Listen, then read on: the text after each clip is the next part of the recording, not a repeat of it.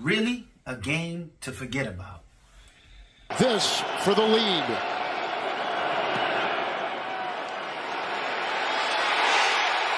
No good. Wide right from 54. Okay, welcome to Meet Me at the Sideline Miami. It's the Jets versus Dolphins post-game report. It's no sense looking at the stat sheet because when it comes to stats, it was just a horrible stat day. I'll just give team stats because the individual stats weren't there. Total yards for the Dolphins, we got 295. Total yards for the Jets, 322. Passing yards, 158 for the Dolphins, 187 for the Jets. Rushing yards, 137 for the Dolphins, 135 for the Jets. Yards per play, 4.8 for the Dolphins, 5.8 for the Jets. Sacks, 2 allowed each team. Dolphins had more total plays than the Jets. Blah, blah, blah. All right. This game, I don't even know where to start. It was a completely winnable game. Even with all of everything that went down, complete chaos, they still could have won that game. Stat sheet don't look too bad. Skylar Thompson had 163 yards passing. He was 19 for 33. Teddy Bridgewater went out on the first play. He came in. We backed down inside of our own 10-yard line. They say hike. He was in the shotgun formation. We got Sauce Gardner blitzing right off the left side. No one picks up the pressure. Hits Teddy in the end zone. Teddy tries to throw it. They call intentional grounding, even though Durham was right there in the area, number 81, Durham Smythe. And then he gets hurt.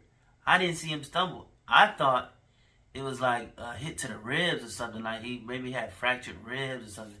But they're going to say a spot. They're going to say they seen him stumble. So they took him out after that first play for the rest of the game. Dolphins down early. 5-0. But we still came back. It was 12-0. And we still came back on them. So I'm not really understanding what exactly happened. That rookie, he did a good job, I would say.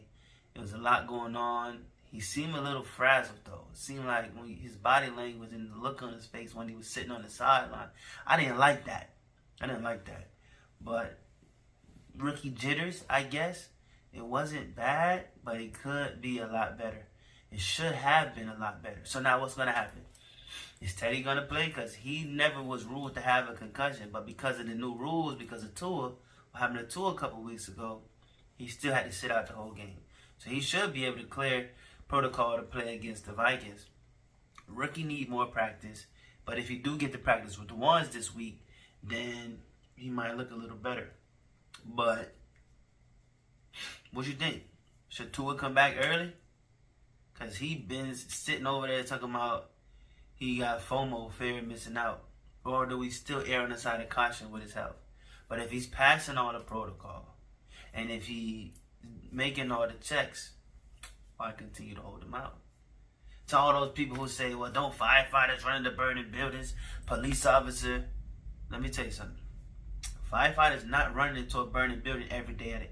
Yes, it might come up and they're going to have to do it, but they're not running into a burning building every day on their shift. Most of their shift is not even like that. And if they're going into a burning building, the building has to be deemed structurally sound first. They don't just run in. You got your battalion chief, you got your squad chief, you got your lieutenant, and they do certain checks on their checklist before they would even allow their employees to go inside of a burning building. So it's not like that. Not like it's a building on fire. Oh yeah, we're just going to run in there. No. Everything is situational. And if it's deemed unsafe for the firemen, they ain't going to let them go in there. Okay? So obviously anything can happen, in the case where you do go in there, but there's still some checks that have to be had before they get in there. So I don't even want to spend time talking about that. But don't compare the NFL and concussions to firemen and police officers. Oh, you want to say, oh, they know the risk, so they take the risk. Yeah, but it's calculated risk. How calculated can you be when you're trying to talk about head trauma? How can you measure that while someone is still alive? But then at the same time, if Tua was playing, I really believe that we we'll be 5-0 instead of 3-2. Them last 2 games we could have easily won. But you clearly see a big drop off with everybody else into it. I don't know what else to say. I'm disappointed in this result, but I'm learning to try to not get too high, not get too low, stay in the middle when it comes to broadcasting about it. I know as a Dolphin fan, we've learned this over the years. Just when you start to feel like we turn the corner, mediocrity slaps you right back in the face. Curse of the Dolphins, man. But y'all know what to do. Go ahead and follow me on Instagram, YouTube. Send me an email, sidelinemiami@gmail.com. Sideline Miami Instagram, Sideline Miami on YouTube. You know what to do all day, every day. Meet me at the Sideline Miami. It's Mr. JC, signing out.